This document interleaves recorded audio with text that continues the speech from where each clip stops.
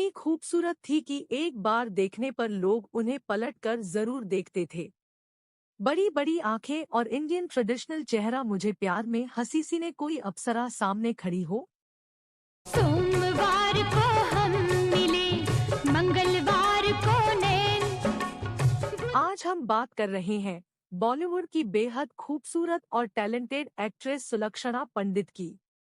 यह एक प्रशिक्षित गायिका थी जिनके खानदान में बड़े बड़े शास्त्रीय गायक और म्यूजिक डायरेक्टर भी हुए, और इन्होंने गायकी में फिल्म फेयर का बेस्ट फीमेल सिंगर अवार्ड भी अपने नाम किया। दिलकश और मोहाकदाम वाली सुलक्षणा अपने नाम के जैसे ही शांत और स्वामी मानी जाती थी।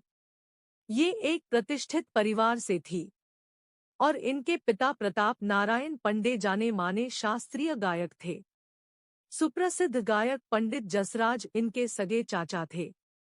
एक और चाचा वसंत कुमार पंडित जाने माने राजनेता थे। इनके 3 भाई मंधीर, जतिन और ललित और बहन विजेता पंडित फिल्म और संगीत जगत में अच्छा खासा नाम कमा चुके हैं। आइए डालते हैं इनके करियर और जीवन पर नजर। सुलक्षणा का जन्म 12 जुलाई 1954 को छत्तीसगढ़ के रायगढ़ में हुआ था। इनका परिवार मूल रूप से हरियाणा से था।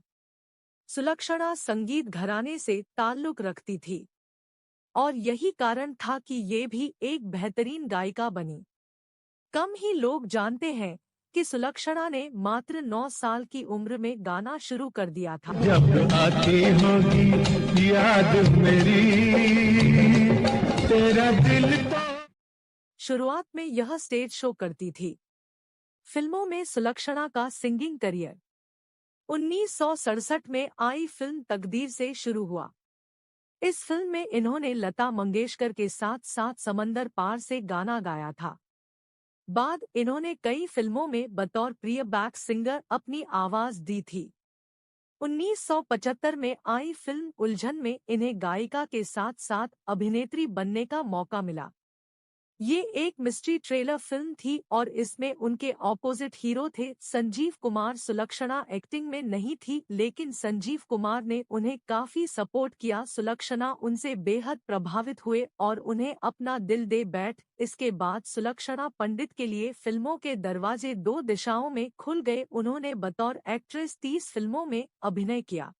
इस दुनिया में जीना है, इस दुनिया में मरना है। उन्हें फिल्म संकल्प के गाने तू सागर है के लिए बेस्ट फीमेल सिंगर का फिल्म फेयर अवार्ड मिला।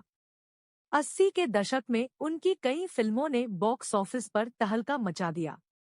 इस दौर की उनकी प्रमुख फिल्में थी गरम खून, वक्त की दीवार, चेहरे पर चेहरा, धर्म, कांटा और बैरिस्टर। इनमें ऐसी कई फिल्मों में अपने किरदार के लिए प्लेबैक सिंगिंग भी उन्होंने खुद ही किया था। मंच कहीं कोई मिल जाए, हालांकि 1987 में आई फिल्म गोरा और 1988 में आई फिल्म 2 वक्त की रोटी उनकी अभिनीत आखिरी फिल्में थी, लेकिन इन फिल्मों की शूटिंग एक पहले ही हो चुकी थी। अपनी आखिरी फिल्मों में भी उन्होंने संजीव कुमार के साथ ही काम किया था। 1985 में हुई संजीव कुमार की मृत्यु के बाद उन्होंने फिल्मों में अभिनय करना छोड़ दिया, हालांकि गाना जारी रखा। इसका कारण यह माना जाता है कि उनका परिवार कई पीढ़ियों से गीत संगीत से जुड़ा था और उनके भाई बहनों ने कम से कम इस क्षेत्र में उनका हौसला बनाए रखा था। एक गायिका के तौर पर सुलक्षणा पंडित ने 60, 70 और 80 के दशक में हिंदी, मराठी व पंजाबी भाषाओं के कुल 78 फिल्मों में आवाज दी थी। सुरक्षा पंडित के जीवन में संजीव कुमार का विशेष स्थान था। दरअसल संजीव कुमार जिस शालीनता से उनकी पहली फिल्म में उनसे मिले थे, वो उन्हें बेहद प्रभावित कर गया था। सुलक्षणा उन्हें अपना सब कुछ मानती थी, लेकिन संजीव कुमार इस रिश्ते को अपनाने के लिए तैयार नहीं थे। संजीव कुमार ने सुलक्षणा को कई बार समझाया कि वो उनके चक्कर में न पड़े, लेकिन एक्ट्रेस खुद को उनसे दूर नहीं रख पाती थी। सुलक्षणा चाहती थी कि संजीव कुमार उनसे शादी कर ले। मेरी जिंदगी के साथ ये खिलवाड़ तुमने क्यों किया? जवाब दो, क्यों किया? लेकिन संजीव उन्हें दोस्त की तरह रखना चाहते थे। मीडिया रिपोर्ट्स के मुताबिक संजीव कुमार हेमा मालिनी पर फिदा थे और उनके इनकार के बाद किसी और को अपना दिल नहीं दे पाए। संजीव कुमार ने जब शादी के लिए मना कर दिया तो सुलक्षणा को बहुत धक्का लगा और वो डिप्रेशन में आ गई। सुलक्षणा इस दूरी का झेल रही थी कि तभी 6 नवंबर 1950 को 47 साल की उम्र में दिल का दौरा पड़ने से संजीव कुमार का निधन हो गया।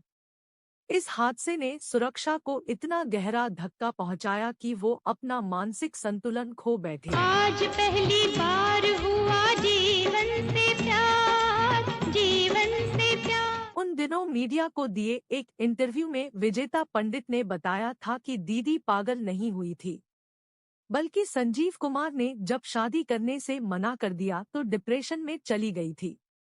विजेता ने बताया कि संजीव कुमार दीदी से इसलिए शादी नहीं करना चाहते थे क्योंकि उन्हें हार्ट की बीमारी थी और वो जानते थे कि उनकी मौत कभी भी हो सकती है।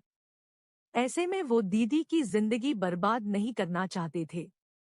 दीदी और संजीव कुमार दोनों ही एक दूसरे से बहुत प्यार करते थे।